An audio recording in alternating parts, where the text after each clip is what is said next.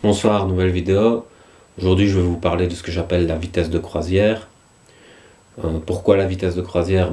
Parce que c'est la vitesse idéale à laquelle on devrait se déplacer dans la réalité pour être en corrélation optimale avec elle.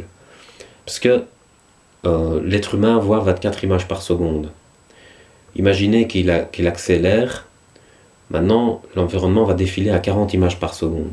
L'être humain perd en perception parce que les images vont se superposer et il va être aveuglé par le nombre d'images excessifs qui vont lui parvenir. Je ne sais pas si vous avez déjà vu en voiture, quand vous voyez le paysage défiler, vous n'avez pas le temps de vous attarder dessus, ça devient flou tellement ça va vite. Et en fait, je promenais mon chien et je me suis rendu compte il y a un moment qu'il tirait comme ça. Je me dis, mais il ne comprend pas le sens de la promenade. On va se promener pour se promener. Le but est dans la promenade elle-même. Parce que je me dis, plus le chien va tirer fort, plus je vais aller vite, mais plus la promenade va se terminer vite aussi. Et j'avais vu une image sur internet.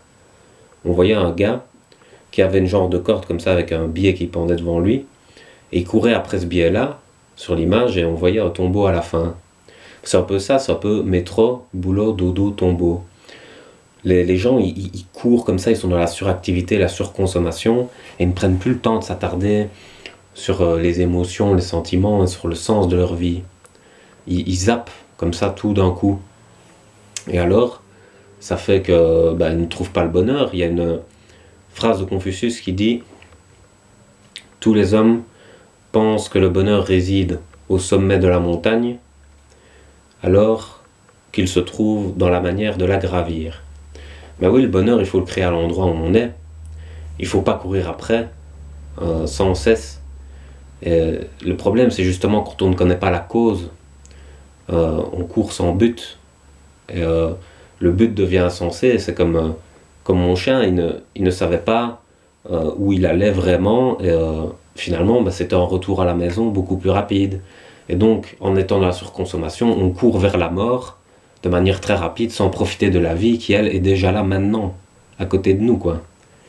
Et donc, il faut profiter un maximum de ce qu'elle peut nous apporter, et nous aussi de ce qu'on peut lui apporter, quoi. Voilà. J'espère que ça vous aura plu, donc je vous laisse, bonne soirée.